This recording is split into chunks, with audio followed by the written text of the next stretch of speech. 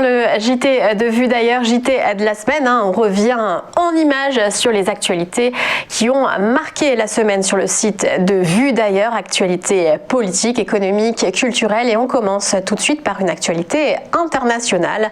En début de semaine se réunissaient les chefs de diplomatie américains et chinois. La rencontre fut glaciale, tout comme le lieu de leur rencontre à Anchorage en Alaska. Les ministres des deux pays se sont attaqués sans concession aucune. Anthony Blinken pour les États-Unis a d'abord brisé la glace en évoquant les préoccupations américaines à l'égard du Xinjiang, de Taïwan ou de Hong Kong. Et la Chine a répliqué que les États-Unis ne suivaient pas les protocoles diplomatiques habituels. L'article de Marine Fleury est à retrouver sur le site.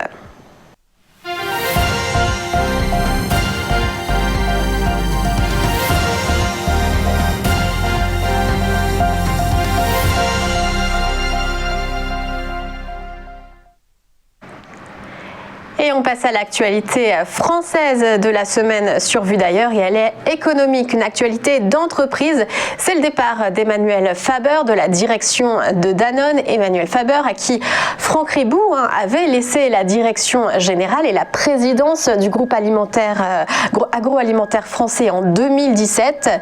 Emmanuel Faber avait dû abandonner il y a quelques semaines déjà la direction générale sous la pression de deux fonds activistes et actionnaires de Danone.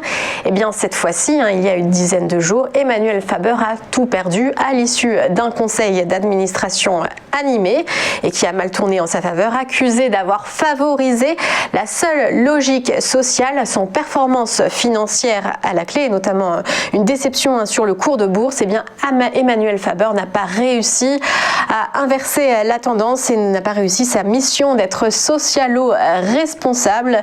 Le groupe Danone est maintenant à la recherche d'un nouveau directeur général.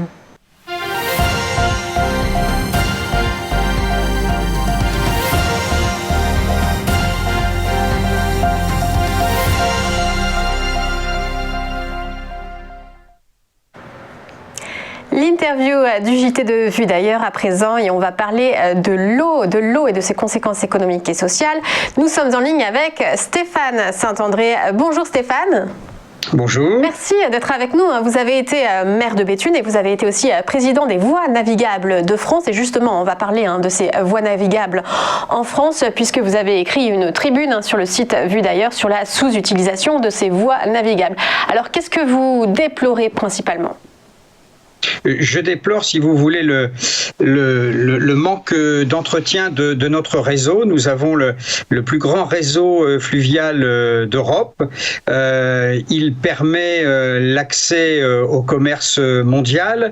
Il permet l'irrigation des territoires. Et ce réseau a trop longtemps été abandonné et on n'a pas assez investi dans ce réseau. Donc on a beaucoup de retard et il est urgent d'investir de nouveau.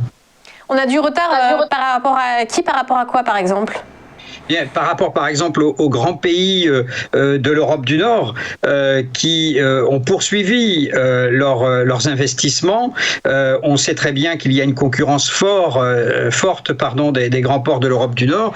Je pense évidemment aux ports belges et hollandais. Et on est en capacité aujourd'hui, notamment avec l'arrivée du canal Seine-Nord, de remettre les grands ports maritimes de France, je pense au Havre et à Dunkerque particulièrement, dans la boucle du commerce mondial.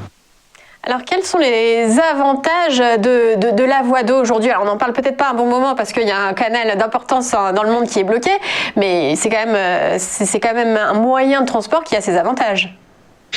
On voit bien, le canal, je parlais du canal Seine-Nord, le canal de Suez qui est bloqué aujourd'hui est un vrai problème puisque les bateaux, on le voit, doivent faire 6000 km de plus pour atteindre leur destination. Ça veut dire concrètement pour les produits qui sont transportés, des hausses de tarifs, évidemment des retards dans la livraison, et puis des hausses de coûts, évidemment, de livraison.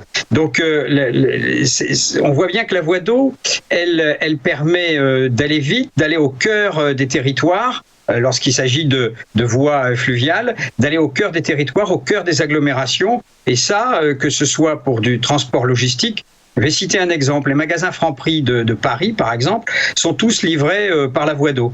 Il y a d'autres exemples comme ça. Quand on fait les travaux du Grand Paris, eh bien les matériaux sont amenés par voie d'eau. Donc on arrive au cœur de l'agglomération parisienne, au cœur même du centre-ville de Paris. Et les barges vides ramènent les gravats sur d'autres lieux.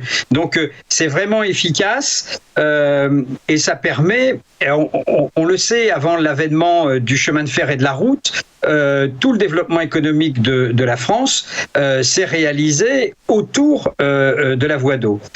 Ensuite, on n'a certainement pas su s'adapter à l'arrivée du rail. Alors, il y a depuis quelques jours, une convention a été signée avec SNCF Réseau, et c'est heureux puisque ça permettra de travailler sur la complémentarité, de travailler sur les plateformes multimodales que l'on peut mettre en place tout au long de ces réseaux. Alors, quels sont les avantages de la voie d'eau? Parce que si vous nous le dites, à Paris, ça pourrait permettre notamment de désengorger la circulation, mais ailleurs en France, est-ce que par exemple c'est moins cher que le rail? Alors, on a un souci très clairement qui est le souci de ce qu'on appelle la rupture de charge, c'est-à-dire que évidemment lorsqu'il faut décharger un bateau et le mettre soit sur des camions, soit sur des trains, cela a un coût. Bon, ceci étant, il n'y a pas d'embouteillage sur le réseau. C'est un transport extrêmement vertueux, puisque en ces périodes où on s'inquiète à juste titre du climat, la voie d'eau la représente incontestablement un avantage énorme. Et puis, quand on massifie, je vais donner un autre exemple. Sur le canal Seine-Nord qui sera réalisé, on va pouvoir transporter des barges de 4400 tonnes. 4400 tonnes, c'est 200 camions de moins sur les autoroutes. Donc, voilà, c'est un système de transport extrêmement vertueux. Oui, il y a moins de camions sur la route. Alors, est-ce que ça veut dire pour autant que tous les bateaux qui passent sur nos voies navigables sont équipés, je pense au gaz ou au GNL par exemple? Non, mais c'est en cours. Il y a des moteurs électriques qui se développent. Puis globalement aujourd'hui, même sur les petites péniches qui sont des péniches de 38 mètres 50, ce qu'on appelle les péniches fraissinées, sur ces péniches, avec un moteur qui représente un moteur de Clio, on transporte plusieurs centaines de tonnes. Donc on a déjà des moteurs même s'ils consomment, qui sont plus vertueux que la tonne transportée sur la route, par exemple. Mais on est en train de verdir la flotte, notamment grâce à des subventions, pour que les transporteurs puissent passer effectivement soit au gaz, soit à l'électrique. Une fois que la traction est lancée, c'est plus facile de circuler sur la voie d'eau. Donc c'est déjà le cas, c'est déjà un transport vertueux, mais il le sera encore plus demain. Et une dernière question sur les moyens à mettre. Ils sont davantage financiers, humains, politiques selon vous ? Ils sont davantage financiers. Alors là, on peut se réjouir parce que la Convention citoyenne sur le climat a demandé à l'État d'investir un peu plus sur le rail et sur la voie d'eau.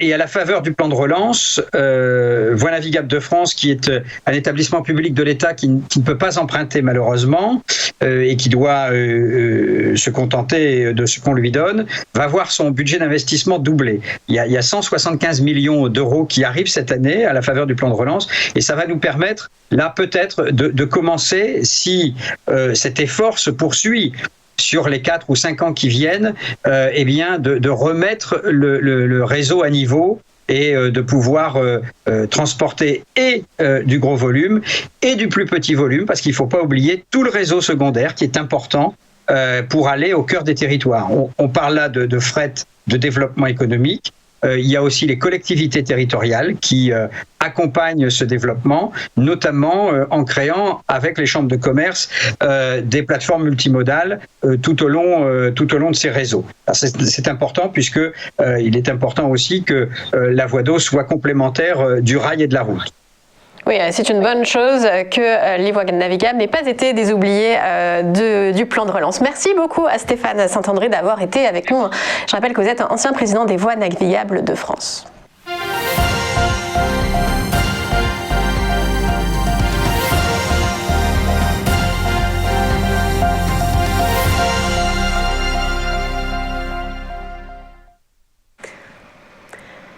Et enfin, on termine ce journal par une page culturelle, une page peinture avec Vincent Van Gogh. Et c'est toujours une bonne affaire de détenir une œuvre du peintre.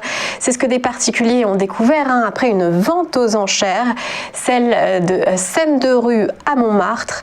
Un tableau représentant les allées du célèbre quartier parisien et du Moulin de la Galette. Un tableau rare de l'artiste représentant Paris. Ce tableau n'avait jamais été exposé et nous vous en parlions il y a quelques semaines sur Vue d'ailleurs, mais le tableau a été vendu hier aux enchères par la maison Sotheby's et il s'est finalement vendu à l'issue d'une vente aux enchères assez rocambolesque en pleine d'imprévus. 13 millions d'euros. Le collectionneur est lui basé en Asie et recevra donc ce très beau tableau. C'était l'info culturelle de Vue d'ailleurs. Merci beaucoup de nous avoir suivis. Très belle semaine à vous.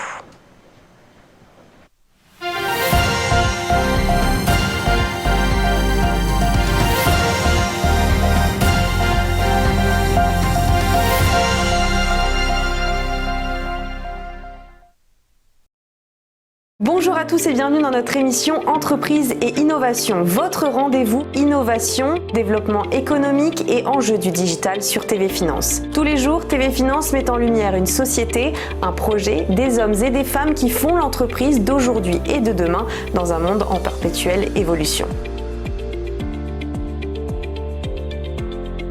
Pour y participer, contactez-nous sur tvfinance.fr.